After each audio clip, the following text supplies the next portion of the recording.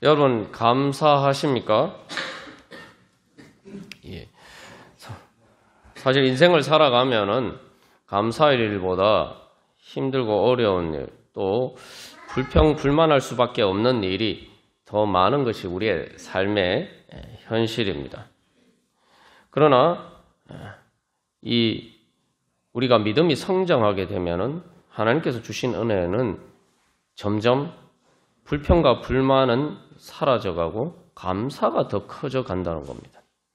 그래서 결국 하나님께서 거듭나게 해주신 새 사람으로서 장성한 분량이 되었을 때에 결국 우리는 어떤 사람이 되느냐? 우리의 완성된 모습은, 주님 안에서 완성된 우리의 새 사람의 모습은 바로 완전한 감사로 넘쳐나는 사람이 된다는 겁니다. 말 그대로 감사가 충만히 차고 넘쳐나서 하나님을 찬양하는 사람이 된다는 거예요.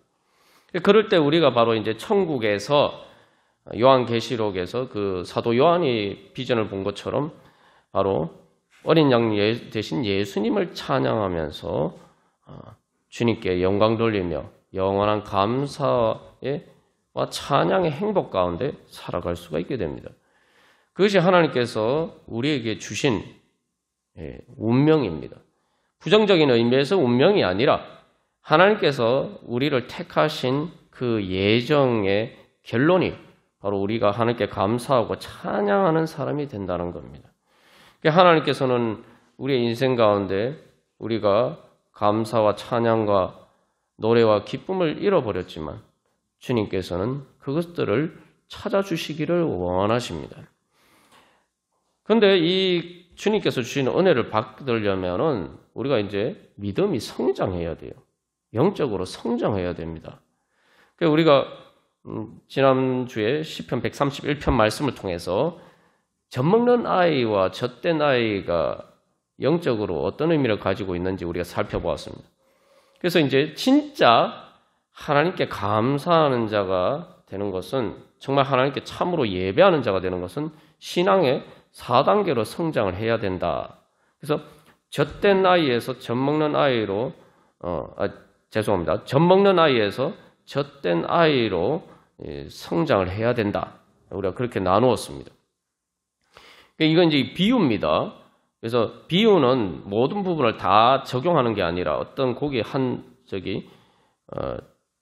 포인트를 가지고 이해를 하는 거기 때문에 젖된 아이도 떼쓰고 그렇게 하는데 이렇게 이제 우리가 생각할 일은 아닙니다. 그래서 사실 이제 우리가 사실은 이렇게 젖먹는 아이에서 젖된 아이로 성장을 했다고 해서 우리 앞에서도 계속 나눈 것처럼 계속 우리가 젖먹는 아이처럼 또 그런 게 아니에요. 또 어떤 부분에서는 아직 여전히 우리가 미숙해서 젖먹는 아이처럼 이 우상의 젖을 떼지 못하고 하나님께 불평과 불만이 가득할 때가 많습니다. 하나님께 감사하지 못하는 부분들이 많아요. 그러나 중요한 것은 우리가 이제 우리의 심령과 우리의 부분들이 점점 이제 그 우상의 젖을 떼면서 그만큼 우리가 다시 말하면 우상의 젖을 떼는 만큼 하나님을 향한 감사와 찬양이 넘쳐나게 된다는 거죠. 그래서 젖을 떼고도 때를 쓰는 아이들이 계속 떼쓰고 그러죠. 그런 것처럼 사실 우리가 제 자신도 마찬가지로 돌이켜보면 그렇습니다만 그런 천국의 은혜를 경험하고도 어떤 부분에서는 젖을 뗐지만 또 여전히 우상의 젖을 버리지 못한 것들이 있습니다. 우리의 신앙의 성장 과정은 점점 그러한 영역들을 넓혀가는 거죠. 그래서 그러한 과정들이 이제 4단계로 성장해도 바로 이제 여호수아와 갈렙이 이스라엘 백성들이 가나안 땅에 들어가 요단강을 건너가서 요단강 건넌 것으로 멈추는 것이 아니라 계속 그 땅을 정복해 가듯이, 그래서 우리 마음 안에 젖먹는 어린아이와 같은 육신에 속한 그러한 영역들을 영적으로 정복해 나가야 됩니다. 그래서 그러한 부분들을 바로 영적인 바로 젖된 아이와 같은 그러한 믿음으로의 자리로 이렇게 변화시켜 나가야 돼요. 그런 식으로 정복해 나갈 때 우리 마음의 불평과 불만은 그만큼 사라지고 우리 마음의 감사가 커져갑니다. 감사가 커져간다는 것은 감사는 진짜 진정으로 감사하려면 이제 우리 마음에서 우러나야 돼요. 행복해지는 거예요. 그게 바로 성화의 열매고 그게 바로 하나님 나라의 열매입니다. 그래서 이 젖먹는 아이의 가장 큰 특징은 불평불만투성이.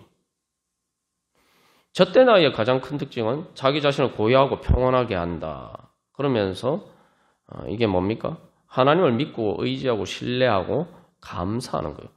불평과 불만과 감사가 이 두 가지를 판별하는 가장 중요한 기준입니다. 그래서 내가 신앙이 얼마나 성장했느냐는 내가 실제로 내 마음에 정말 깊은 곳에서 하나님을 향한 감사가 얼마나 넘쳐났냐. 그게 우리의 신앙의 성장 기준입니다. 그래서 우리가 이제 신앙의 3단계에서 4단계로 넘어간 것을 요단강을 건너가는 것에 비유해서 우리가 그 여호수아 3장 말씀을 살펴봤습니다. 그 이제 보면은 그 요단강을 건너가기 전에 이스라엘 백성들의 특징이 뭡니까? 여러분 이제 성경을 읽어보신 분들은 잘 아시겠지만 요단강을 건너가기 전에 이스라엘 백성들의 특징은 불평과 불만이에요. 사실 하나님의 기적과 같은 은혜를 그 광야에서 경험하면서 또 어떤 때는 그들도 불평 불만만 한 게 아니에요. 뭐 하나님 감사합니다, 막 찬양하기도 하고 했습니다만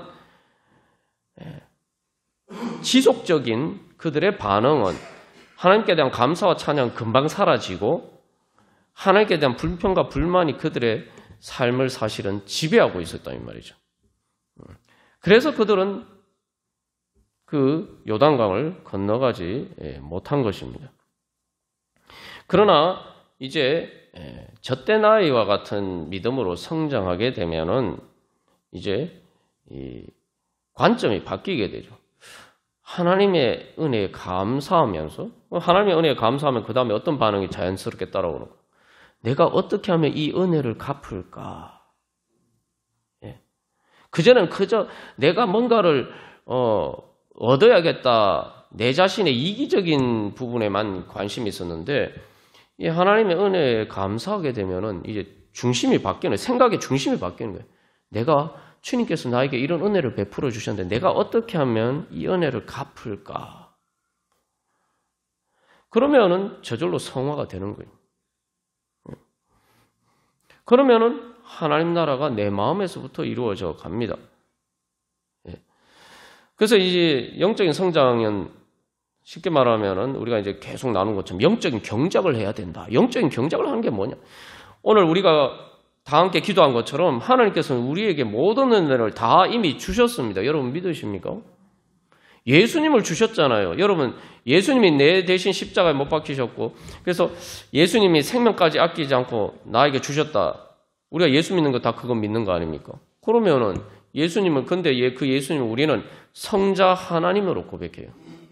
단순한 인간 예수가 아니라 성자 하나님으로 고백해요. 그러면은 하나님이 하나님 당신 자신을 우리에게 아끼지 않고 주셨다는 거예요. 그러니까 하나님은 모든 것 되시고 예수 그리스도는 만유 되시고 만유보다 크신 분이. 그러면 나는 이미 모든 것을 다 얻은 거죠. 문제는 나에게 주어졌지만 그러나 내가 아직 누리지 못하는 그 은혜를 받으려면은 이제 영적인 경작을 해야 된다는 거죠. 우리가 오늘 또 기도한 것처럼 하나님께서 모든 은혜를 다 주시고 모든 조건이 다 완벽하게 구비되어 있어요. 예? 그러니까 내가 이제 그렇기 때문에 사실 우리가 그래도 이 대한민국에 태어난 거 참 감사할 일입니다. 여러분 지난번에도 나눴지만 여러분 저기 보면은 자연을 봤을 때 이렇게 골프장처럼 되어 있는 곳은 자연적으로 그렇게 되어 있는 곳은 살기가 힘든 곳이에요. 여름이 돼도 풀이 그것밖에 자라지 않는 거예요. 그러니까 곡식을 재배하지 못하죠. 그러나 하나님께서는 사실 이제 우리 대한민국은 사실 어디든 웬만한 곳은 다 이렇게 경작만 하면은 식물들이 잘 자랍니다. 얼마나 축복받은 땅인지 몰라요. 자, 그것처럼 하나님께서 다 은혜를 주셨어요. 문제는 이제 내가 그것을 경작하기만 하면 그 풍성한 은혜를 누릴 수 있다는 거예요. 그래서 내가 주님 앞에 믿음으로 나아가기만 하면은 하나님께서 나에게 주신 은혜를 다 받을 수 있다는 거예요. 그 예수님께서 그래서 병자들을 고치시면서 항상 하시는 말씀이 뭡니까? 내 믿음이 너를 구원하였다 말씀하십니다. 내 믿음. 사실 예수님이 주시는 구원해 주시는 건데 중요한 거는 그 은혜를 누구는 받고 누구는 못 받는단 말이에요. 믿음으로 경작하는 사람은 받고 믿음으로 경작하지 않고 그냥 하나님이 주신 귀한 땅을 내버려 두면은 아무것도 나지 않는 거예요. 아무것도 내 것이 되지 않는 거예요. 중요한 건 그래서 내게 되어야 돼요. 내게. 그래야 감사가 넘쳐나게 됩니다. 그래서 이제 이 어린아이가 젖을 과정이 이제 사실은 이 성장 과정의 중요한 어떤 전환점을 보여주고 있죠. 그래서 이 교육이라는 것도 성장의 과정을 보면은 이제 우리가 어떻게 이제 자라가게 됩니까? 아이들이.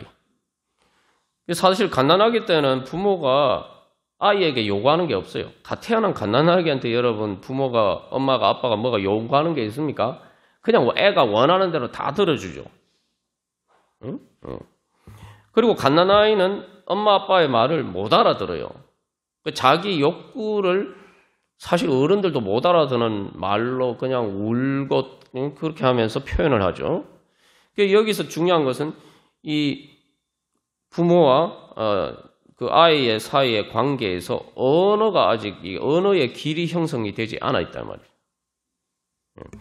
그러나 이제 계속 여러분 보시면은 이제 세월이 지나면은 사실 놀라운 일입니다만 한국말이 그래도 배우기가 어려워요. 배우기가 어려운데 아이들이 이제 말을 듣고 이해를 하고 말을 할 수 있게 됩니다. 그래서 엄마부터 시작해 아빠부터 시작해서 이제 말을 할 수 있게 됩니다.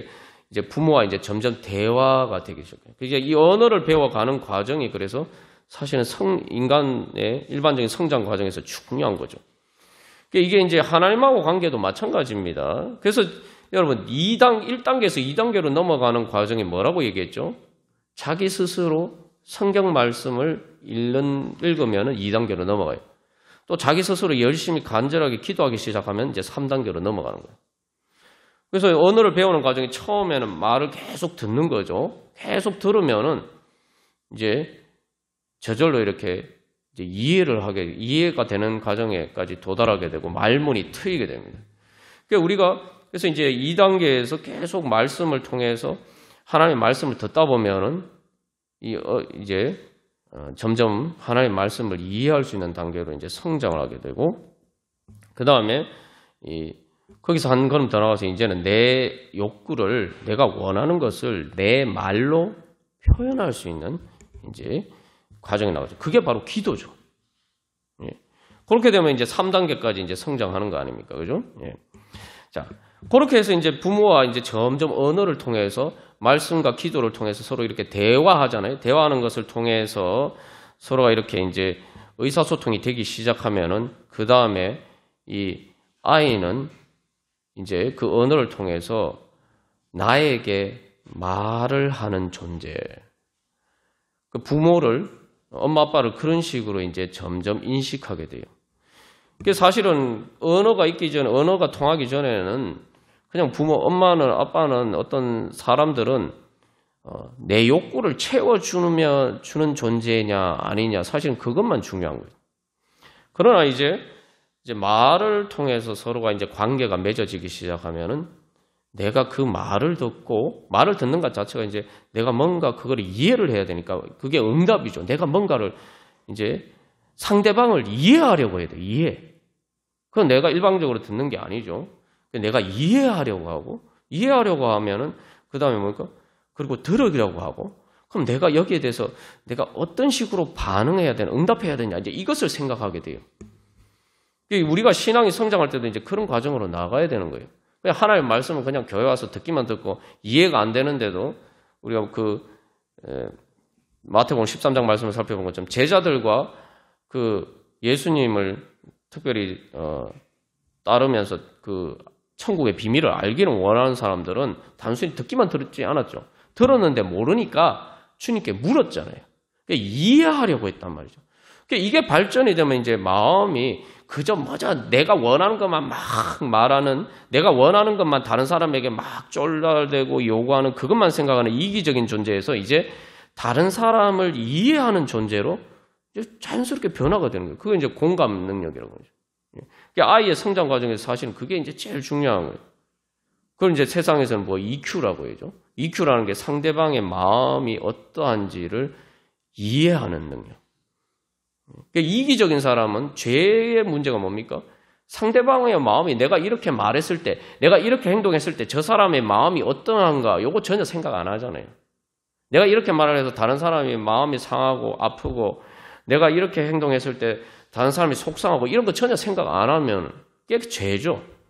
그러나 이제 이해를 하게 되면 이해를 하려고 한다는 거는 이제 내가 이렇게 말하고 행동했을 때 저 사람이 어떻게 느끼고 어떻게 반응하는가. 저 사람이 이제 그런 이제 과정으로 이제 무게 중심이 이제 옮겨져 가는 거예요.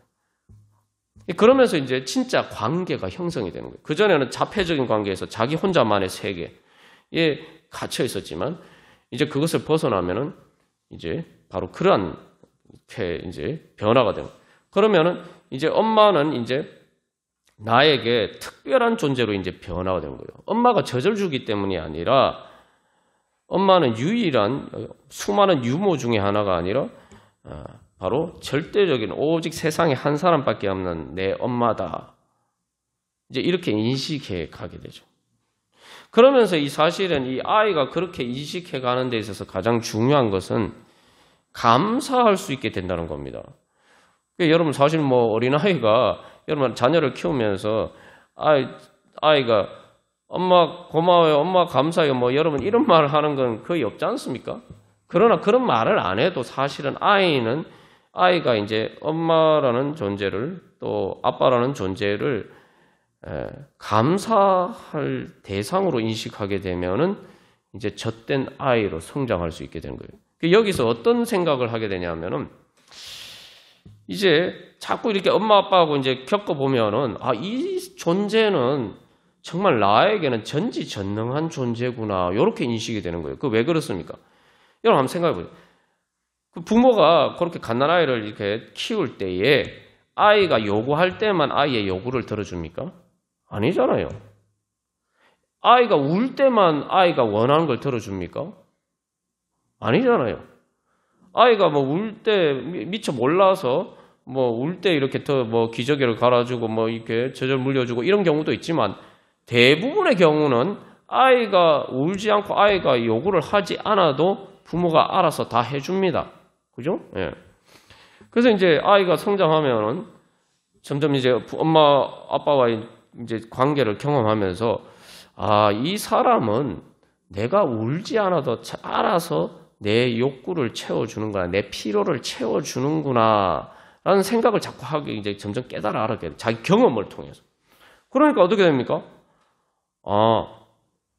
내가 요구하지 않을 때도 알아서 내 필요를 채워주는 사람.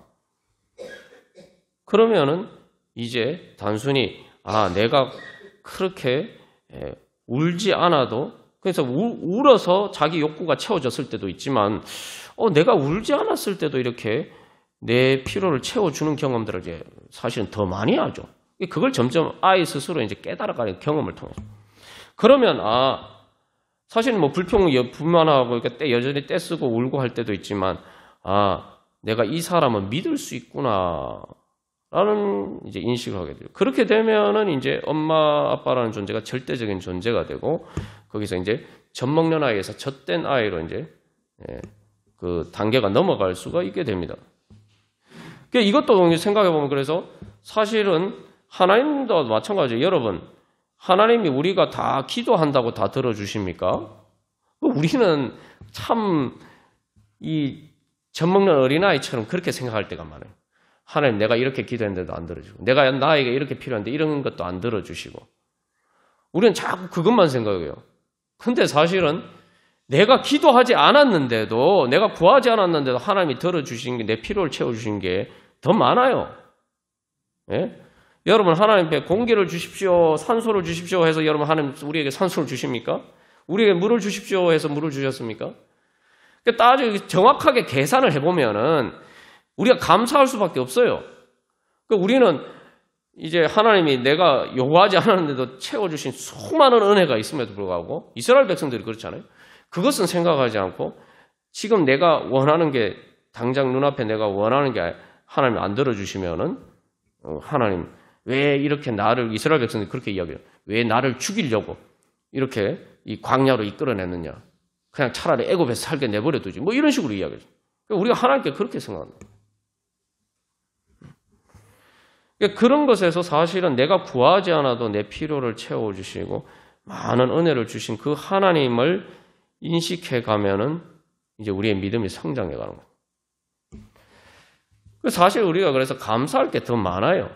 예? 우리가 기도한 대로만 하나님 우리에게 은혜를 주실 것 같으면은 저부터 시작해서 여기 아무도 아무 믿음 좋은 사람도 살아남을 수 있는 사람이 하나도 없어요. 예. 그래서 이제 그렇게 되면은 그 다음부터 이제 아이에게 지혜가 생기는 거예요. 아이에게 지혜가 뭐냐? 시편 131편 3절에 다윗이 그래서 여호와를 바랄지어다. 영원히 여호와를 바랄지어다. 여기 이제 질문은 그래서 아이는 깨닫게 됩니다. 나는 어떻게 하면 내가 어떻게 하면 살 수 있는가? 사실 아이는 자기 스스로 할 수 있는 게 별로 없잖아요. 근데 그 아이가 이제 아이 나름 이제 생각을 하게 되는, 깨닫게 되는 거예요. 나는 어떻게 하면 살 수 있는가? 나에게 무엇이 없으면 나는 살 수가 없는가? 내 생명은 어디에 있는가? 그래서 제가 예전에도 뭐 예를 들어서 말씀드렸습니다만, 저희 조카를 보니까 예전에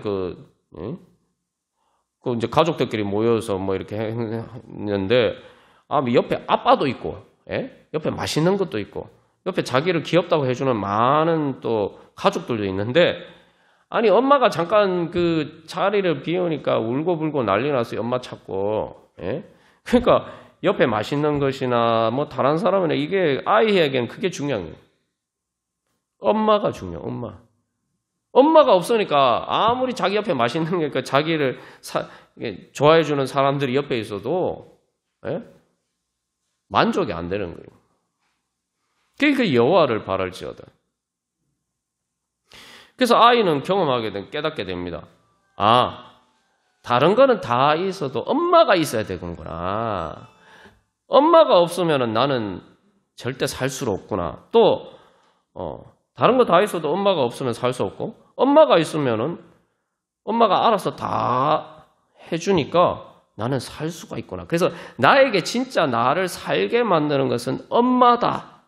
요거를 경험으로 이제 깨달아 가는 거죠. 우리의 믿음의 성장도 마찬가지입니다. 나에게 진짜 필요한 게 뭐냐? 우리는 떡을 구합니다. 그래서 마귀가 예수님을 시험할 때에 시험에 뭡니까? 이 돌로 떡을 만들어 봐라. 그렇게 말씀하니까 예수님 뭐라고 대답하십니까? 사람이 떡으로만 살 것이 아니라 하나님의 입에서 나오는 말씀으로 살 것이다. 말씀하죠. 우리가 이제 젖 먹는 어린아이와 같은 자리에 있을 때는 떡으로 사는 줄 알아요. 세상의 물질로 사는 줄 알아요. 세상에 또 뭐 내가 육신의 건강으로 사는 줄 알아요. 그러나 이제 믿음이 성장하게 되면은 내가 그런 걸로 물론 그것으로 살긴 하지만 그것은 사실은 보조적인 수단이고, 나는 하나님의 입에서 나오는 말씀으로 산다. 다시 말하면 그렇게 말씀하시는 분 예수 그리스도를 통해서 산다.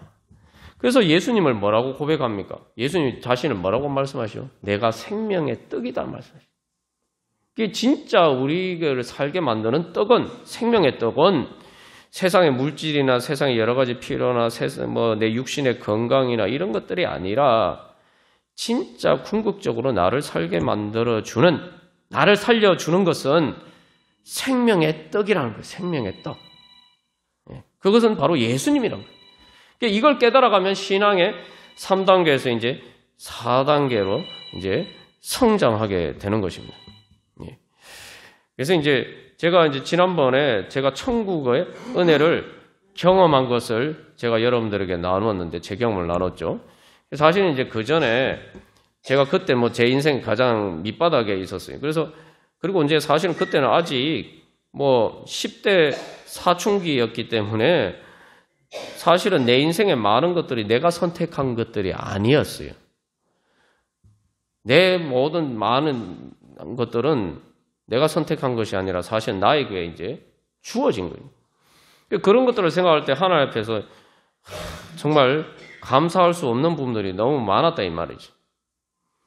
그래서 그 다음 마지막에도 하나님 앞에 그렇게 교만을 회개했음에도 불구하고 하나님 왜 저는 이랬으면 가능해 하나님께 막 불평불만을 늘어놓는 그렇게 막 하나님께 호소하고 한탄하면서 기도를 했다 이 말이죠. 그런데 여기서 중요한 것은 다른 데는 내가 호소할 데가 없으니까 아무도 내 그 이야기를 들어줄 사람이 없으니까 하나님께 했다는 거예요. 그게 믿음입니다. 그것을 통해서 그렇게 막 했는데 이게 하나님이 내가 원하시는 것이 내가 원하는 것들이 지금 나에게 안 주어졌다고 불평불만하면서 하나님께 막 기도를 했는데 왜 하나님 이런 거 안 주십니까? 뭐 이렇게 기도했는데 하나님 보여주신 게 뭡니까? 예수님을 통해서 야 내가 네 옆에 있는데 예수님을 나에게 주셨는데 너는 도대체 내가 너에게 준 바로 예수님이 자신을 나에게 주셨는데 그 예수님을 바라보지 않고 다른 것만 바라보면서 자꾸 뭐 이게 없습니다. 저게 없습니다. 그렇게 불평불만하고 있느냐. 하나님께서 깨닫게 해주신 거예요. 그게 사실은 하나님의 은혜를 안 주신 게 아니에요. 예? 젖 먹는 아이는 그러니까 아이의 입장에서는 우리가 지난번에도 나눈 것처럼 젖 먹는 아이의 입장에서는 자기가 원하는 대로 젖을 먹어야 산다 이렇게 생각하는 거잖아요. 그러니까 엄마가 젖을 안 주면은 막 불평불만하고 막 떼쓰고 울고불고 난리가 나는데 사실은 엄마가 그 아이에게 이제 때가 돼서 젖뗄 단계가 됐으면은 그 젖을 떼는 것을 통해서 이제 더 많은 좋은 것을 먹을 수 있도록 그 영양분을 공급해 주기 위해서 더 맛있는 것을 주기 위해서 엄마가 이야기를 하는데 젖을 떼려고 하는데 그 엄마가 주려고 하는 좋은 것 엄마 젖 먹는 것보다 더 좋은 것은 생각하지 않고 당장에 내가 매일 엄마 젖을 먹는데 그 엄마 젖을 안 주니까 그것만 불평불만한대. 그게 바로 우리의 문제입니다. 그래서 여기서 이제 중요한 것은 하나님이 우리에게 오늘도 어떤 욕구 자체를 죽이라고 말씀하시는 게 아니에요. 우리가 자기를 부인하고라고 할 때 내 욕구와 욕망을 무조건 죽여야 된다 이런 식으로 생각하면 복음이 아닙니다. 예? 우리가 자꾸 그런 식으로 생각하니까 성경 말씀이 어려운 거예요. 신앙이 어려운 거예요. 믿음으로 성장하는 게 부담스러워요. 그거는 젖 먹는 어린아이 수준에서 그렇게 생각하는 거예요. 오늘 만약에 하나님께서 원하시는 게 그렇게 무조건 모든 욕구를 다 참는 게 그게 믿음이라고 생각하면 오늘 말씀하고 안 맞잖아요. 시편 131편에서 3절에서도 다윗이 뭐라고 하면 하나님을 바라라. 분명히 바라라고 했대. 바라라. 바라는 게 갈망이고 욕구의 표현 아닙니까? 그죠? 그리고 마태복음 7장에도 뭐라고 해요? 예수님이 구하라. 그리하면 찾을 것이요. 예? 구하라. 찾으라. 문을 두드리라. 뭔가를 원하고 갈망하고 라는 거죠. 우리의 문제는 사실 하나님께서 원하시는 것은 우리가 하나님께 갈망해야 되는데 하나님께 갈망하지 않아요. 하나님께 구하지 않고 찾지도 않고 하나님께 문을 두드리지도 않아요. 세상을 향해서는 열심히 구하고 찾고 갈망하는데 하나님을 향해서는 갈망하지 않는단 말이죠. 그러니까 기도하지 않는 거죠. 그러니까 말씀을 안 보는 거죠. 그러니까 신앙생활 열심히 안 하는 거예요. 근데 여러분 인생 살아보시면은 여러분이 세상에 대해서 갈망해가지고 세상에 대해서 뭔가 구하고 찾았을 때 세상이 내가 너를 사랑한다, 너를 기뻐한다, 내가 아낌없이 다 죽게 하는 여러분 세상에 그런 거 경험해 보셨습니까? 세상에 그런 게 어디 있습니까? 어렸을 때 우리 부모님 말고는 나를 양육해준 부모님 말고는 세상에 그런 사람 없어요. 뭔가 조금이라도 얻으려고 하면은 이 엄청난 기준을 갖다 들이대서 야 너가 이 테스트를 통과해야 돼. 너가 이만큼 능력이 있어야 돼. 뭐 학교에서 공부하는 것도 그런 거 아닙니까? 대학 들어가는 것도 그렇고 취직하는 것도 그렇고 뭐 다 그런 인생이 다 그런 거 아닙니까? 그 세상이 말하는 원하는 기준을 충족시키지 못하면은 너는 안 돼 하고 가차없이 거절을 하잖아요. 예? 애누리 없이 냉정하게 잘라버리잖아요. 내가 아무리 울고불고 매달린다고 누가 들어줍니까?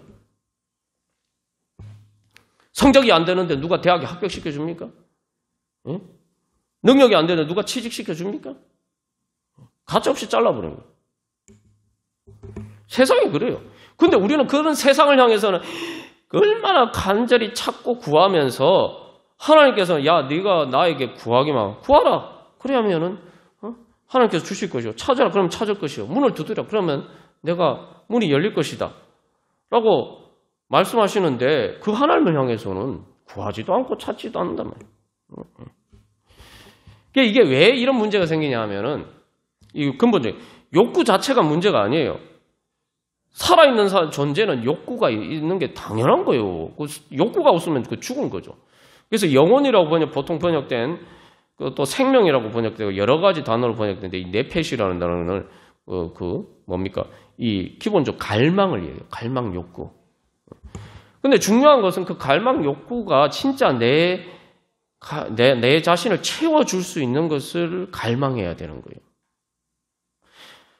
이 젖먹는 아이의 문제는 욕구 자체가 문제가 아니라 자기 욕구를 채우는 방법이 자기가 원하는 대로 돼야지만 그 욕구가 채워진다라고 생각하는 게 이제 교만이죠.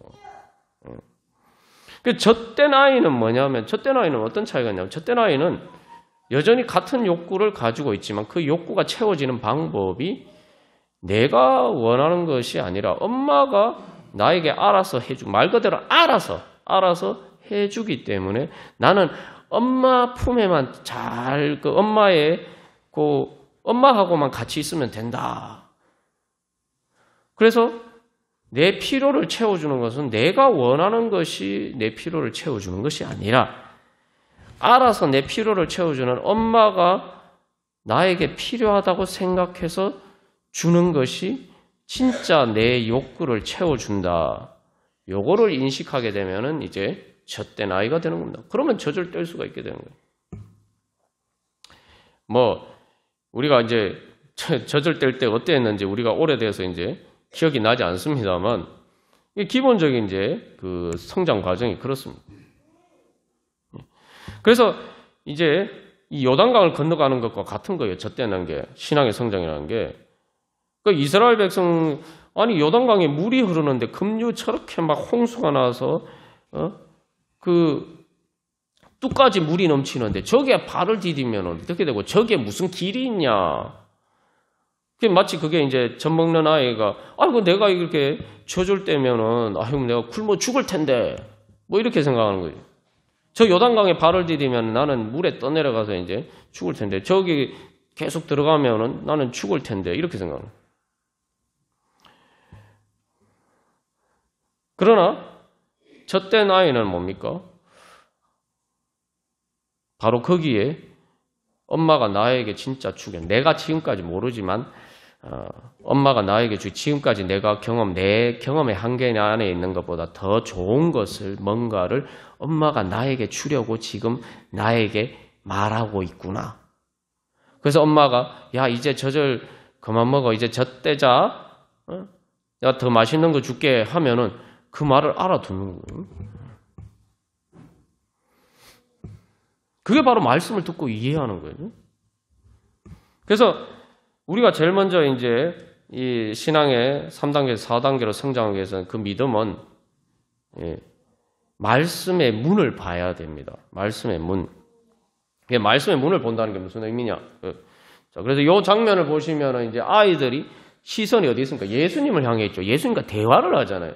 그리고 이쪽 여러분을 보시고 오른쪽 화면은 예수님이 뭔가를 가리키니까 아이가 그것을 바라보고 있잖아요. 자, 그래서 그 예수님의 말씀을 향해서 이제 시선의 방향이 옮겨졌다는 말이죠. 문이 있어요. 여러분 문이라는 게 사실은 근데 이게 젖먹는 아이의 수준에서는 문이 안 보여요. 우리에게 말하면 천국의 문이 안 보이는 거예요. 젖 먹는 아이에게는. 여러분 제가 지난번에 말씀드렸는데 여러분 이 예배 자리 가운데 하나님이 함께 하시는 줄 믿으십니까? 왜냐하면 하나님이 보입니까? 이 설교 말씀이 하나님이 말씀하시는 거라스로 여러분 진짜 실제로 그렇게 들리십니까? 우리가 그렇게 하면은 신앙생활 당연히 열심히 하겠죠. 제가 이제 그 예수님을 만났을 때도 그랬단 말이에요. 가만 보니까 엉뚱한 데만 막 보고 있었는데 말 그대로 사방이 꽉 막혀가지고 탈출구가 없는 거예요. 제 인생에 탈출구가 없는 거예요. 그래서 하나님께 답답하다고 막 얘기를 했는데 하나님이 예수님이 말씀해 야 내가 너 옆에 있는데 이게 뭐 예수님이 내 옆에 계신 거예요. 내가 그 지금 아무도 하나님이 내 원하는 걸 안 들어줬다고 생각하는데 예수님이 내 옆에 계신 거예요. 그 내 옆에 계신 예수님을 내가 못 봤어요. 그 예수님이 그래서 예수님을 뭐라고 하면 성경에 열린 문이라고. 그 예수님이 내 옆에 계시는 거예요. 그런데 나는 기도하면서도 예수님을 못 봤어요. 예수님이 내 옆에 계신 줄 몰랐어요. 예수님이 내 친구가 되셔서 나에게 정말 그렇게 막 힘들어하고 있는 나를 불쌍히 여기셔서 마음 아파하시면서 그렇게 천국의 문을 열어주시려고 탈출구가 없는데 그 문을 열어주시려고 나를 향해서 팔 벌리고 계시는데 그 예수님을 못 봤다 이 말이에요. 그러니까 그 예수님을 보고 나니까 기가 막힌 거예요. 아니 내가 왜 이 예수님을 못 봤는가. 참으로 보기는 보아도 뭐 보지 못한다더니 예? 그 문이 그래서 천국의 문이 멀리 있는 게 아니라 저는 이제 생각할 때 내가 원하는 것들이 이루어지면 천국의 문이 열린다고 생각했는데 제 인생의 문이 미래를 향한 밝게 확 열린다고 생각했는데 그 문이 다 닫혀 있으니까 주님 앞에 이렇게 막 원망하듯이 그렇게 기도했는데 보니까 문이 예수님이 제 옆에 계시니까 문이 바로 제 앞에 있는 거예요. 제 앞에 있는데 제가 그 예수님께 등 돌리고 엉뚱한 우상들만 내가 원하는 것만 보고 있으니까 내가 원하는 문이 열려야지 진짜 문이 열린다고 착각하고 살았던 거예요.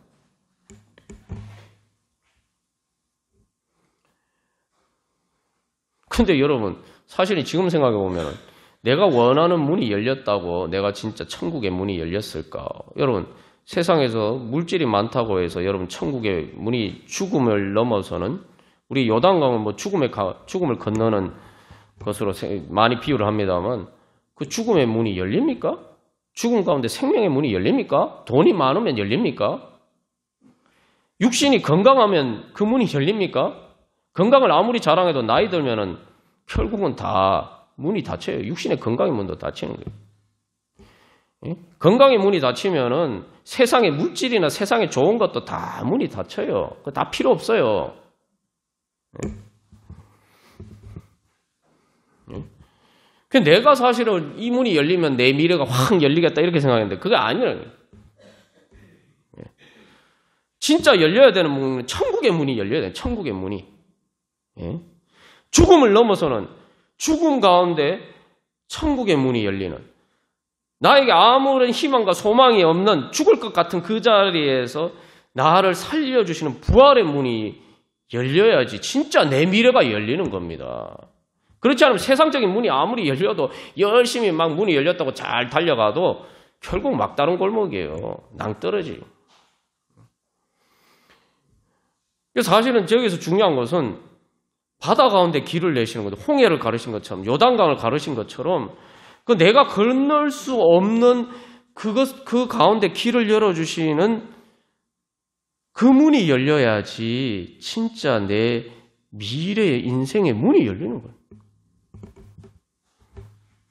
근데 저는 그 문이 열리게 그 문을 열어달라고 기도하지 않고 구하지 않고 내가 당장에 원하는 것 여러 가지 세상적인 것 뭐 예수를 믿지 않는 사람들도 구하는 그런 문이 안 열려서 내 인생이 깝깝하다 뭐 이렇게 생각하고 있었다 이 말이에요. 그러나 예수님을 만나고 나니까 문이 어디에 있느냐. 정말 아무런 탈출구가 없는 그곳에 바로 내 앞에 문이 있었어요. 바다 앞에서 이스라엘 백성들 홍해 앞에 섰을 때 길이 없다고 생각했는데 거기에 길이 있었던 것처럼 세상 아무도 예상하지 못했던 곳에 바로 그곳에 문이 있었고 길이 있었습니다. 이제 예수님께서 말씀하시는 것은 그래서 너희가 이 마태복음 7장을 잘 이해를 해야 된다. 구하라, 찾으라, 문을 두드리라. 그 뭘 구하고 찾고 열어야 되느냐? 마태복음 6장에서 뭐라고 마지막에 너희는 먼저 하나님의 나라와 하나님의 의를 구하라. 그리하면 이 모든 것을 너희에게 더하시리라. 천국의 문이 열려야지. 하나님의 나라와 하나님의 의 이게 뭡니까? 하나님 나라와 성화의 열매 아닙니까? 그 문이 열려야지 다른 것들도 그러면 다른 것들은 저절로 채워지는 거예요. 그런데 우리는 그 문을 열 생각은 안 하고 엉뚱하게 자꾸 무엇을 먹을까 무엇을 마실까 그런 문만 자꾸 열려고 하고 있단 말이에요. 그런 것만 구하고 있단 말이에요. 그러니까 예수님이 구하라고 하신 걸 구해야 됩니다. 왜냐하면 우리를 가장 사랑하시고 전지전능하셔서 그 주님께서 우리를 유익을 위해서 우리에게 은혜 주시기 위해서 구하라고 하시는 것을 우리는 구해야 됩니다. 그래서 사실은 우리가 그렇게 질문을 내가 안 구해도 예수님 그냥 주시면 되지 뭐가 그렇게 복잡합니까? 이렇게 생각할 수 있는데 여러분 예수님이 주시려고 하는데 내가 안 받으면 어떡합니까? 예수님이 하나님의 영광을 보여주시는데 내가 눈을 딱 감고 있으면 뭐 어떡하라는 거예요? 문제는 거기 있는 거예요. 예수님이 안 주시는 게 아니라 예수님이 주시는데 내가 눈 딱 감고 예수님이 말씀하시는데 귀를 딱 막고 예수님이 사랑의 품에 안아주시는데 내 마음 문을 딱 닫아버리고 있고 예수님은 안 보고 있으니까 그럼 뭐 어떻게 합니까? 예수님 어떻게 주십니까?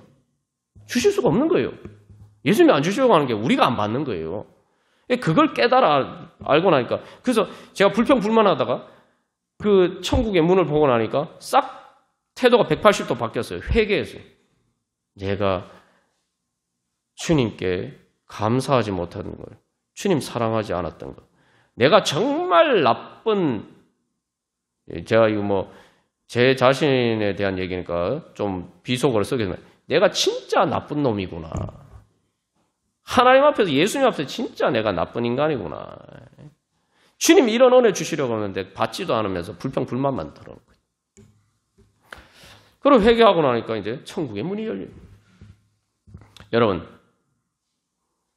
내가 그래서 사도 바울이 고백한 것처럼 우리가 구하거나 생각하는 것에 더 넘치도록 채워주시는 그런 하나님 만나시기를 바랍니다. 그래서 내가 젖된 아이가 되어서 이제 하나님을 바라는 가운데 바로 그러한 하나님의 은혜의 지경으로 힘차게 나아가시를 간절히 소망합니다. 우리 그런 주님의 은혜 소망하면서 우리 주부에 있는 한 주간 기도문 우리 교독하고 우리 기도하겠습니다. 1번 제가 먼저 읽도록 하겠습니다. 주보 3면에 있습니다. 젖먹는 아이처럼 원하는 대로 이루어지지 않는다고 불평불만하지 않고 젖된 아이처럼 감사하는 자로 성장하게 하소서.